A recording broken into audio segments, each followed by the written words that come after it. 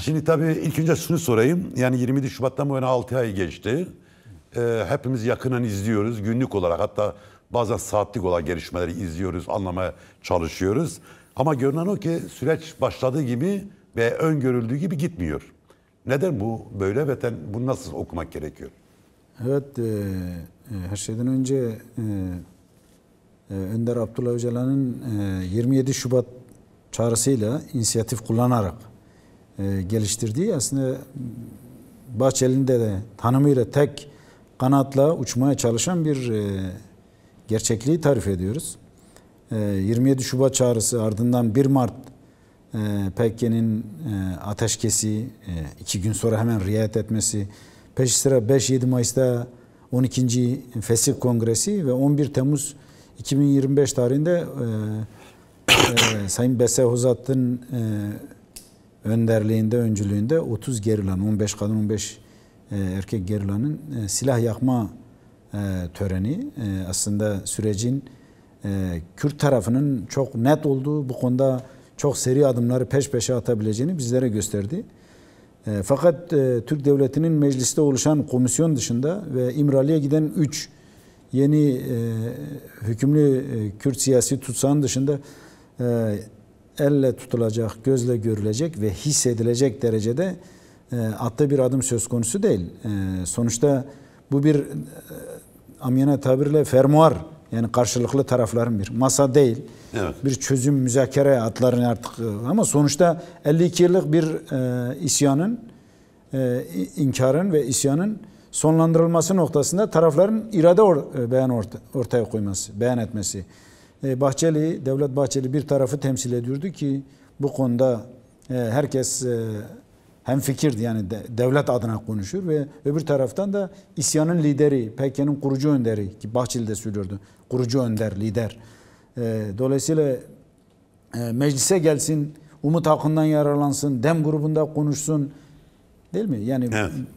Şimdi bu son dediğin hususlar ya da tartışma gerektirecek tehditlere kadar varan yaklaşımlar aslında süreci gölgeleyen yaklaşımlar.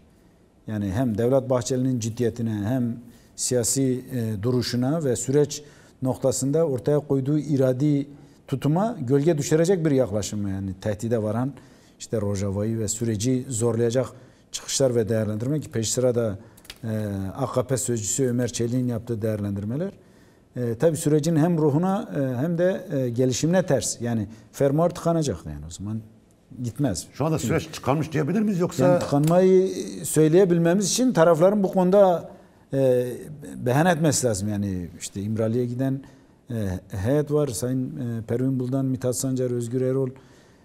Öbür taraftan devletin yetkili mercilerinin yani bittiği noktasında ya da tıkandığı noktasında irade beyan etmesi. Sadece yaşanan gelişmelerden okuma yapıyoruz. Yani evet, biz bu konuda ama bu yaşanan gelişme içerisinde bir ay ara verildi İmralı'ya gidişler konusunda. Yani 30 günlük bir ara dönem oldu.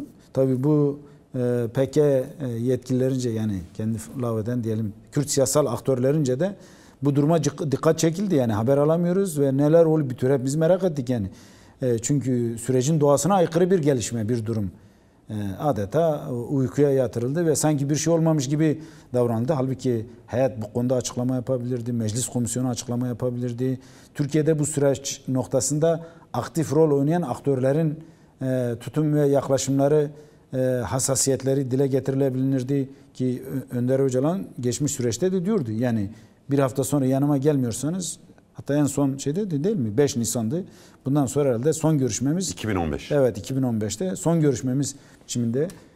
Şimdi gidişata baktığımızda yani Kürt tarafının ve Önder Abdullah Öcalan'ın ortaya koyduğu iyi niyet ve pratik adımların aynı hızda Türkiye Cumhuriyeti Devleti ve siyaseti tarafından atılmadığı gün gibi ortadadır. Yani mecliste bir komisyon var, top çeviriyor.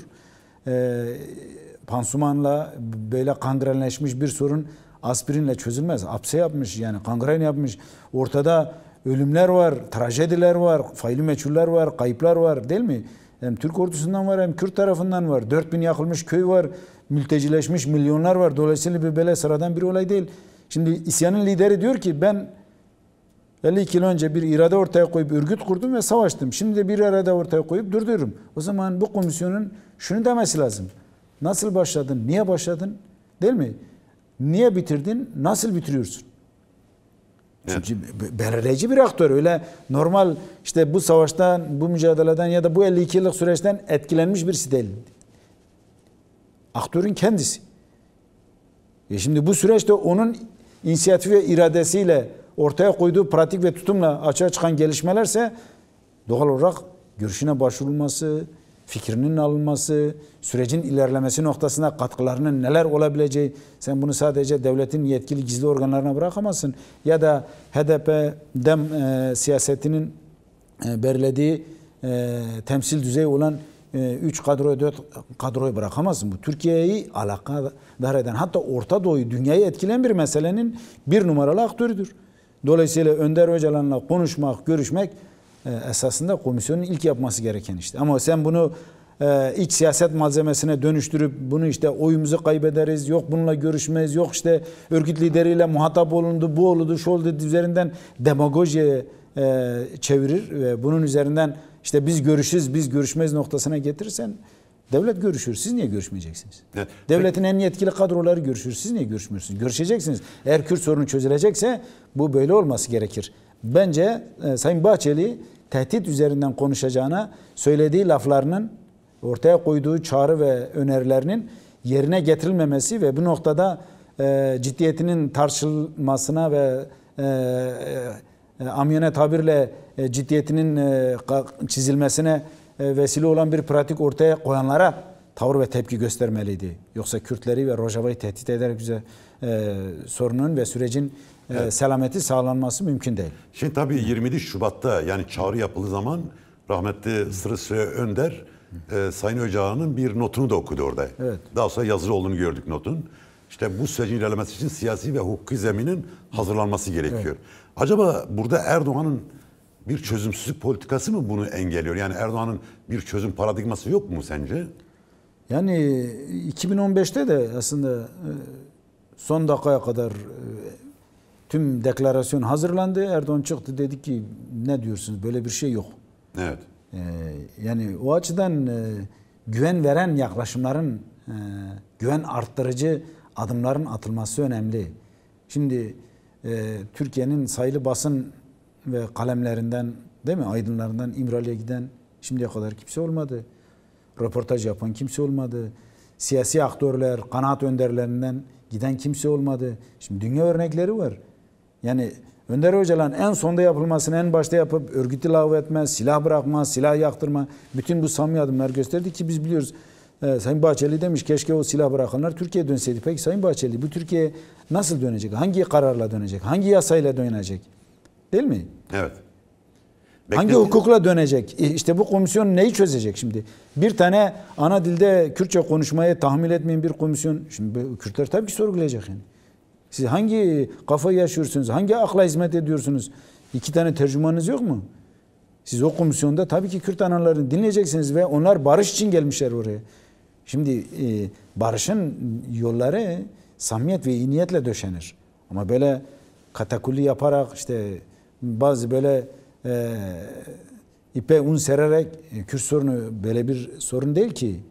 Çok acil bir sorun, çok yakıcı bir sorun. Ve herkes elini yakar ve altında kalır. Yani bu ateş herkes yakacak. O açıdan ona doğru yaklaşmak, samimi yaklaşmak, çözümleyici yaklaşmak, yol gösterici noktada yaklaşmak ki Bahçeli'den beklenen de oydu ve o temelde sürece sürekli pozitif anlamda değerlendirmelerle katkı sunuyordu ama şimdi mevcut durumda yani ne meclise Önder Öcalan gitmiş, ne DEM grubuna gitmiş. Sadece işte mesajınızı getiriyor. Olabilir, eskiden de getiriyordu. 99'da da haftada 2 kere avukatlar gidip 2'şer saat, 4 saat görüşerek getiriyorlardı. Bu mesele bu değil. Sence bu süreci Erdoğan şimdi İmralı rejimi hala ortada duruyor yani şimdi. Erdoğan mı bu süreci kilitliyor? Yani Erdoğan mı bu sürecin hızını yavaşlatıyor? Veya da şöyle sorayım. Şimdi Kürt sorunu yani AKP veya da Erdoğan iktidarı yani biliyoruz ki Erdoğan çok pragmatik bir iktidar. Yani devlet adamı. Her zaman farklı dönüşler yapabilir. Yani geçmişte söylediklerini inkar edebilir. Doğaldır ki bu tür bir sorunda her iki tarafın farklı bakış açısı olsun. Bu normal. anlaşılır bir şeydir. Ama 6 ay içerisinde hiçbir adımı atılmaması, yani gözle görülür, elle tutup bir adım atılması, sadece komisyonun bir halkla ilişkiler çalışmasına dönüştürülmüş olması veyahut da en azından bana öyle geliyor. Bu açıdan baktığımız zaman bu süreci Erdoğan mı yavaşlatıyor? Onun politikası mı sürecin önüne takus koyuyor sence? Şimdi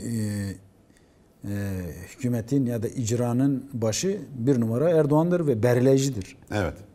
Yani Önder Öcalan Kürt siyasetinde ve harekette nasıl belirleyici bir rol oynuyorsa gelinen aşamada Cumhur İttifakı'nda ve Türkiye siyasetinde de AKP içerisinde de temel rol oynayan Erdoğan'dır. Dolayısıyla Erdoğan'ın bu konuda sürecin önünün açılması ya da gelişmesi, hızlanması noktasında ortaya koyacağı tutum, tavır sergileyeceği pratik belirleyici olacak.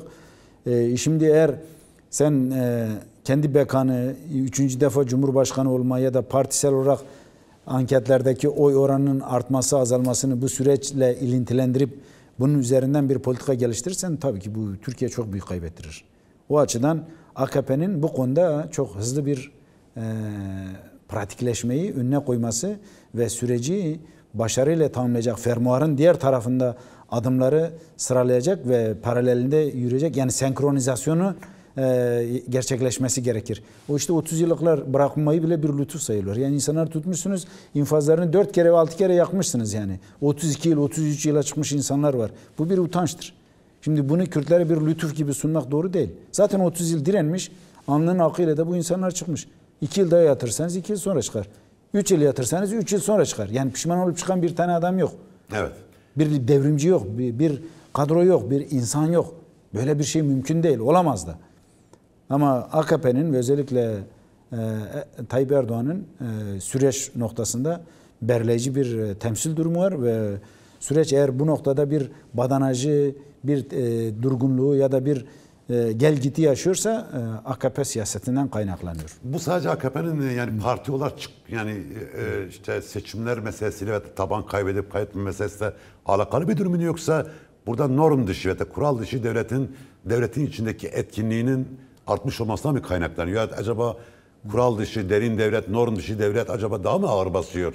Bu süreci bir oyalama, zamana yayma ve Kürtleri marjinalize etme, Kürtlerin kazanma ortadan kaldırma, dönüştürme diye bir tehlike, bir risk, bir tuzak da görüyor musun burada? Kesinlikle, yani sürecin başlandığı dönemdeki iç ve dış, yani hem küresel, bölgesel ve iç konjonktürü bizim iyi okumamız lazım, analiz etmemiz lazım.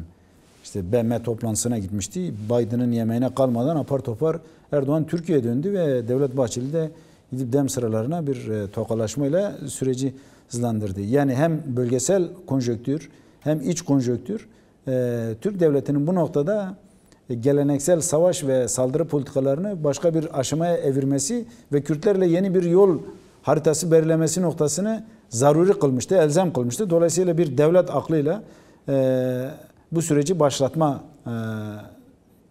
pratiği açığa çıktı. Ama bu konjonktürde hala ciddi değişiklikler İşte, yok. Hala bu konjonktürde bekle gör, ona göre tavır al. Yani bir evet, yaklaşım biraz bu noktada, özellikle AKP iktidarında ve çevrelerinde. Çünkü basının diline bakıyorsun, değişim yok.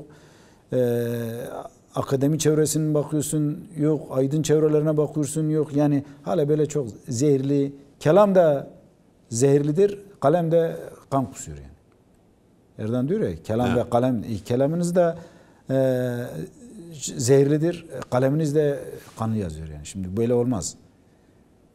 Şimdi nasıl barıştıracaksınız? Yani böyle nasıl diyelim, Türkiye toplumunu sürece adapte eden, bürokrasini sürece adapte eden, işte Van'da gördük, insanları yerlerde belediye başkanlarını tekmelediler işkencelerle.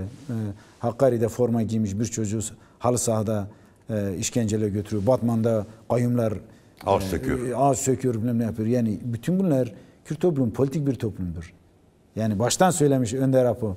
Demiş ki Orta Doğu gerçekliğinde ne dediğimize değil, ne yaptığımıza baktılar ve peşimizden geldiler. Şimdi Kürtler ne dediğinize değil, ne yaptığınıza bakıyor. Şimdi tabii böyle konuşurken şöyle izleyeceğimiz şunu düşünebilir. Bu süreç o zaman Kürtlere kaybettiriyor. Öyle midir gerçekten süreç? Hayır, Kürtler niye kaybettirsin? Evet. Kürtlerin Kürdistan illiklerinde, Kürt kimliklerinde, Orta Doğu'daki varlıklarında, tarihsel belleklerinde, mücadelelerinde ne kadar haklı, meşru, doğru ve barışçıl olduğunu gösterir.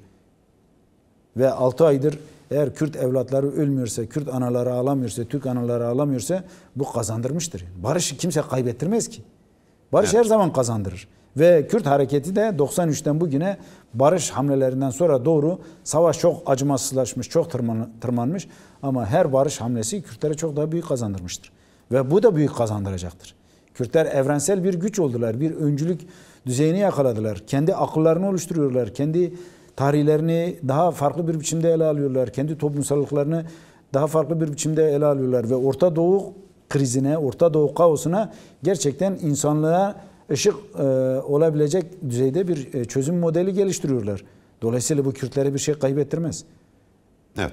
Dolayısıyla savaş kaybettirecek. Kürtlere de Türklere de kaybettirecek. Evet. Şimdi tabii burada MHP, Devlet Bahçeli kritik bir rol oynuyor. Çünkü az önce sen de söyledin. DEM Parti sıralarına gidip tokalaşmaz ve daha sonra o meclis grubuna yaptığı hepimizi şaşırtan konuşma.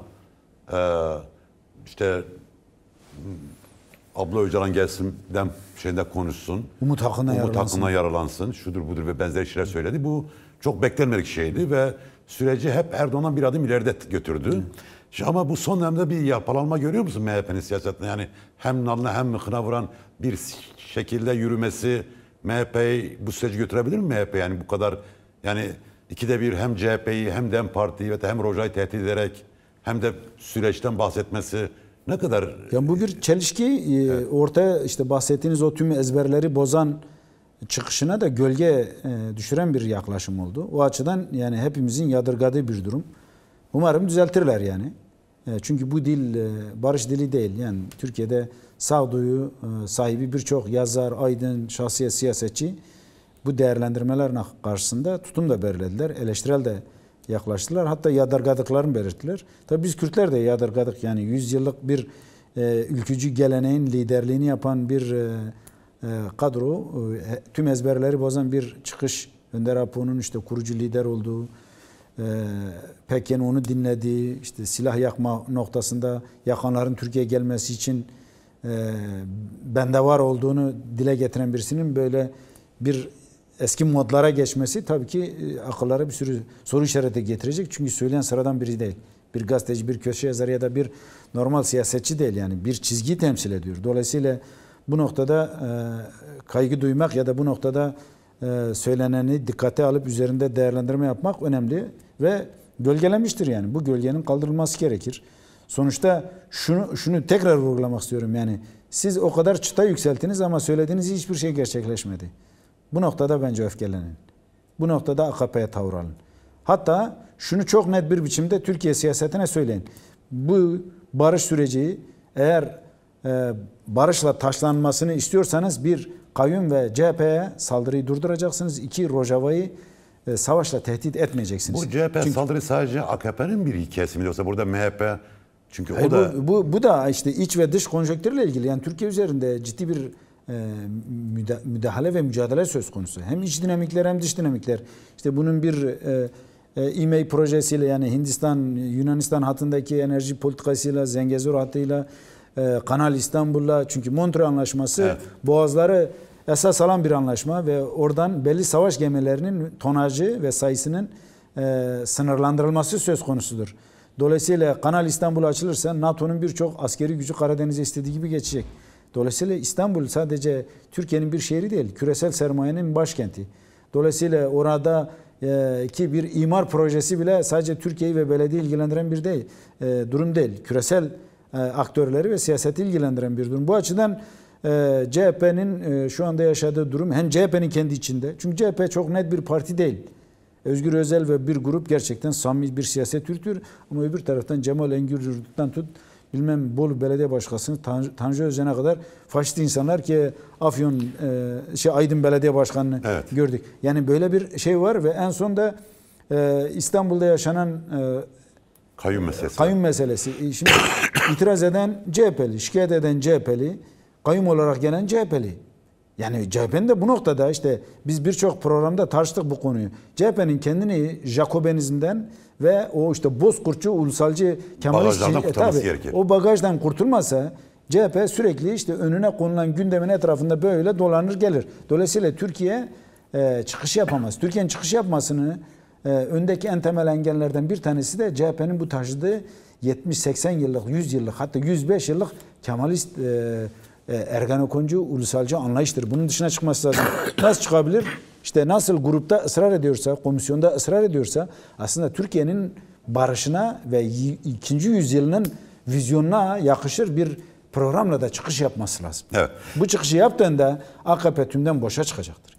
Şimdi tabii az önce sen söyledin, tabii bu küresel mesele aslında konuştuğumuz bütün bu hikayenin ondan bağımsız olmadığını biliyoruz. Yani dünyadaki bütün gelişmeler, dünya o kadar küçük hale gelmiş ki bir küçük köye dönüştü dünya.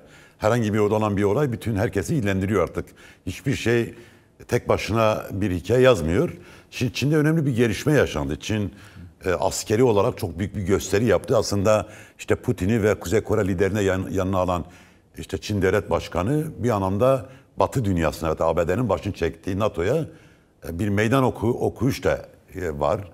Bu son Çin'in askeri sahaya inmesi, bu gösteri, bu konuştuğumuz küresel denge içinde Türkiye'yi, bölgeyi nasıl etkileyecek sence? Evet. Burada Erdoğan pozisyonu nedir? Çünkü geçmişte 2016 darbe sonrası Avrasyacılık biliyorsun Türkiye'de hayli yol aldı. İşte Suriye üzerinden İran, Rusya, Astana, Soçi görüşmeleri vardı.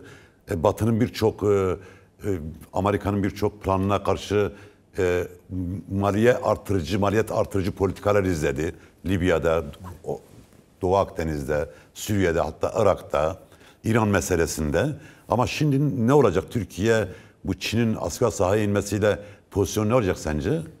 Şimdi bu Şangay zirvesiyle birlikte ve en son da Çin'in 80 yıllık Mao devriminden sonraki yıl dönümünde yapılan törenler ve gösteri ve ortaya çıkan resim tabii dünyanın aslında iki kutuplu bir dünya olduğunu bence bize gösterdi ve bu başlık üzerinde Orta Doğu siyasetiyle ilgilenen herkesin bence yoğunlaşması gerekir. Çünkü iki kutuplu dünya Sovyet ve Varşova yani NATO ve Varşova üzeri Sovyetler dağılsa bile Rusya hep bu blokun ya da Doğu bloku dediğimiz blokun kaptanlığını yürütüyordu. Ama ilk defa kaptanlık Rusya'dan Çin'e geçti. Bu adete ilan edildi yani. Xi Jinping giydiği elbise de Mao'nun elbiseleriydi. Evet. O tarzda giyinmişti. Ve Çin sürekli teknoloji üreten ve teknoloji propagandası yapan yumuşak güç kullanıyordu. Ekonomik güç kullanıyordu. Ama 80. yılda Çin sahaya yani var olan göstermek istediği tüm askeri teknolojisini de göstererek adeta bir gövde gösterisi yaptı. Tabii bunun sonuçları olacak ama Türkiye'de ilginçtir. Erdoğan sonuna kadar kalmadı. Hakan Fidan'ı bıraktı. Fakat şöyle bir gerçekliği de Türkiye'nin asla unutmaması lazım. Sovyet bloku ya da Rusya için Ukrayna neyse NATO için de Türkiye odur. Ne demek istiyorsun yani, bunda? Şimdi Ukrayna'yı harcayan çünkü blok değiştirmek istedi. Evet, Ukrayna blok değiştirmek isteyince NATO ve Avrupa Birliği'nde paramparça edildi. Şimdi Erdoğan kendi geleceği için eğer blok değiştirmek isterse Türkiye'nin başına gelecek, Ukrayna'nın başına gelecekten daha ağır ve daha felaketlerle. Yani daha anlaşılması için soruyorum. Yani Türkiye Batı blokundan, NATO'dan çıkıp veya NATO'yu azaltarak bu tarafta daha güçlü bir konum alamaz diyorsun. Mümkün değil yani. Türkiye'nin ne ekonomisi buna uyarlıdır, ne ordusu buna uyarlıdır, ne istihbaratı, ne de toplumsal ve sistemsel altyapısı. Şimdi beğenirseniz Kazakistan gibi olacak. Ölünceye kadar kral, %90'la seçilmiş. İşte bazı aslında Doğu blokuydu. Saddam'ı, Kaddafi'si, Esad'ı, bilmem Mısır'ı, Mübarek'i hepsi öyleydi. Sonuçta başlarına ne geldi gördük. Ve bunlar da bir Kemalist modeldi aslında. Yani evet. Bazı Arap particiliği CHP modeliydi. Ama Türkiye bu modeli darbelerle, müdahalelerle, işte 50 yıllık PKK savaşı ve ortaya çıkan demokrasi mücadelesi, Aydınları Üniversitesi, sol gelenekle aslında öyle olmama bir avantaj ve başarıydı. Ama eğer böyle bir şey olursa hani Kürt toplumuna diyor ya Navbera Halilü Celil. Şimdi Türkiye böyle bir şey yaparsa Erdoğan gerçekten Türkiye'deki tüm fay hatları kırılır yani. Menderes mesela 1960'larda bunu yapmak istedi. Menderes onu dedi, Cemal Gürsel söylemişti. Seni ben bile kurtaramam. Niye? Sırtını Rusya'ya dayayıp Sovyetlere Batı'ya karşı tavır alma ve idamla sonuçlandı. Dolayısıyla şu anda küresel sistemde çok ciddi bir kamplaşma ve bloklaşma, vekil güçlerin aradan çıktığını da görüyoruz mesela. Evet.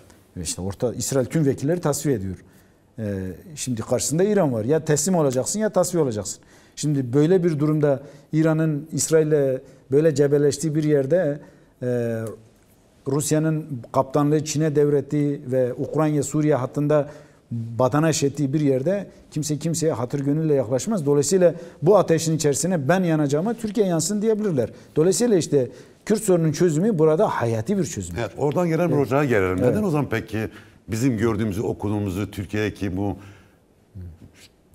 devlet aklı görmüyor, Rojava gibi yani bir alanı yok etmek istiyor, ortadan kaldırmak istiyor. Yani Rojava'nın yani bütün tuşlara vurarak en gerici, en cihadist, Türkiye'nin sosyal dokusuyla ters olan, hani hayat tarzı ters olan cihadist grupları Rojava'ya karşı destekliyor, Rojava'yı tehdit ediyor. Bu bir akıl tutulması. Gerçekten yani Türk siyasetinde hiç rasyonel bir durumdur diyemeyiz. Bilemiyorum yani bunun Türkiye siyasetine getirisinden çok götürüsü çok daha fazla olacak. Şimdi Kürtler anasını görmesin üzerinden kurgulanan siyaset demek ki hala aşılmamış. Yani çözüm sürecinin dedim ya iki temel parametre var yani. Evet. Kürtler işte kırmızı çizgidir Rojava. Kürtler için, Orta Doğu için de aslında öyledir ve Orta Doğu'da bazı aktörler için de öyledir. Şimdi Türkiye mesela kimler için Orta Doğu'da bizim dışımızda kimler için? Amerika için, Fransa için, İsrail için. Rojava. Tabii canım yani Orta Doğu, Suriye biz hep tartışıyoruz yani Sayıs-Picot'un merkezi, Kadeş Anlaşması'nın merkezi, Çaldıran'ın merkezi, Osmanlı'nın küresel güç olması yani yeni bir durum değil. Dolayısıyla kilit bir yerdir ve bu kilit ülke işte Çin meselesinden bahsettik. EME'yi Hindistan'ı da götürdüler oraya. Şimdi buranın sabote edilmesi, bu projenin işlemez kılınması nasıl olacak? İşte Hamas bunun için bir müdahaleydi. Bu müdahaleye nasıl cevap verildi? Evet. Husiler bir müdahaleydi işte en son tüm yönetimi tasfiye edildi. Hizbullah bir müdahaleydi tasfiye edildi ve sırada İran'ın tüm askeri kurmayı tasfiye edildi. Şimdi buna bir daha başka dinamikler ve şeylerle müdahale edilirse sonuçları çok daha farklı olacak. Bu açıdan Kürt düşmanlığını Türkiye'nin Rojava'da ispatlaması lazım. Yani Kamışlı ile Nusaybin kardeştir. Peki, Kobani ile Suruç kardeştir. Yani bu konjonktürde Türkiye'nin Rojava'ya yönelik tehditlerinin pratik bir değeri yok mudur? Yani burada yani askeri olarak Türkiye Rojava'ya yönelik bir askeri işgal hareketi yapamaz mı yani? Yapabilir, nasıl yapamaz yani? Evet, yapmıştır. yani hani 2018'de Afrin'e yaptı, 2021'de Serikani Grisibi'ye yaptı, aynısını yapabilir. Ama fakat bunun 2018-2021 gibi yanına kar kalacağını hesap ediyorsa yanılıyor. Niye peki? Şimdi Putin 2008'de Abhazya ve Gürcistan'a girdi. 2014'te Kırım'da self determinasyonla Kırım'ı kendi topraklarına kattı. Ama ben Kiev'e de güllerle karşılanacağım umuduyla çıkıp ikinci bir Afganistan'la karşı karşıya. Şimdi sen Afrin'i 2 ayda aldın, Serikani'yi 2-3 haftada aldın. Ben tüm Rojava'yı da 1 ayda 2 ayda tasfiye ederim diye girersen çıkamazsın. Osmanlı öyle yıkıldı zaten. Yemen'e giderken diyor ya evdeki bulgurdan oldun. Yani. Pirince giderken evdeki bulgurdan oldun. Şimdi Rojava'ya giderken sen Kuzey Kürdistan'ın tümünden de olabilirsin. Şimdi PKK altın tepside sana bir fırsat sunmuş. Diyor ki ben hak aramayı silahla bir yöntem olmaktan çıkarıyorum. Demokratik kalemle hak arayacağım. Sen şimdi kalemi niye bu kadar içine kan dolduruyorsun? Böyle bir şey olamaz. O yüzden dedik 2 parametredir. Bir, Rojava süreci zehirler ki Türkiye'de CHP üzerinden operasyon süreci zehirler. Çünkü sen Kemalist damarı demokrasi isteyen Batı ve evrensel değerlere esas alan CHP'yi tasfiye edip içine Ergenekoncu, Kemalist, Ümit Özdağ'ı bir çizgiye esas alırsan Türkiye ne olacak? Zehirlenecek işte. Evet. Tekrar baştaki kodlara dönecek. Yani ilk başta da öyledir değil mi? İttihat Terakki'de Almancılar ve İngilizciler Enver Cemal Talat Büyük Turan'ın için yola çıktılar. Türkiye'yi, Osmanlı'yı parça parça ettiler. Mustafa Kemal Kürtleri Erzurum'u, Sivas'ı, Amasya'ya esas aldı. Değil mi? Urfa, Maraş, Antep üzerinden bildiğimiz Türkiye Cumhuriyeti kuruldu. Şimdi de aynı kafaya yer işte ben bir tarafta Şangay, bir tarafta NATO, ben bunun içerisinden misak-ı milliyi geliştiririm, Musul, Kerkük'e kadar giderim ama bunun içerisinde de Kürtleri kimliksiz bırakıp ezerim dersen gerçekten o zaman Kayseri ile Tekirdağ arasına sıkışırsın. Şimdi tabii Suriye'yi konuşuyoruz. Tabii Türkiye'de bu son birkaç gündür özellikle Sayın Salih Müslüm'ün yaptığı bir açıklama üzerinden bir tepki açıklaması üzerinden böyle bir şey köpürtülüyor. Yani Rojava düşmanlığı köpürtüldü. Sanki ademi merkeziyetçilik şeymiş. İşte bağımsız bir devlet kurmakmış veyahut da Türkiye'nin güvenliği tehdit edecekmiş gibi. Yani Suriye'deki ademi merkeziyetçi bir Suriye'nin yapılanması niye Türkiye için bir tehdit olsun ki? Yani dünyada birçok ademi merkeziyetçi olan devlet var. İşte Belçika, İspanya, Almanya, sayabileceğimiz kadar. Rusya, hatta Rusya Federasyonu var. Bir anlamda Pakistan öyledir. Hatta bir şekilde çok daha geri şekilde İran hani eyalettir yani. Eyalettir, doğru. Böyle bir şey var. Neden yani adem merkeziyetçiden bu kadar Türkiye korkuyor veyahut da herkesin kabul ettiği niye bu kadar diretiyor? Evet, bunu söyleyen ironiktir. Ömer Çelik kendisi bir siyaset bilimcidir. Bugünkü açıklamasında söylüyor işte diyor. Adem merkeziyetçilik ayrı bağımsız devlet fikri taşıyor. Şimdi Kürtler en büyük hareketi, en büyük liderliği, devleti, ulus devleti, her şeyi bir kenara koyup komünal demokratik çözümü, demokratik değil mi işte bir maddemizde o barış, demokratik toplum ve entegrasyon. Şimdi Kürtler entegre olmak istiyorlar Suriye'ye ama Şara'ya, Colani'ye teslim olmak istemiyorlar. Ama Kürt kadınlarını bu entegrasyon biraz farklı anlaşıyor. Sanki Tabii. erime olarak anlaşılıyor. Evet yani şimdi Kürtler Şam'la onurlu bir çözüm geliştirmek istiyorlar. Ama siz herkesi bak Aleviler başına ne geldi? Dürzilerin başına ne geldi?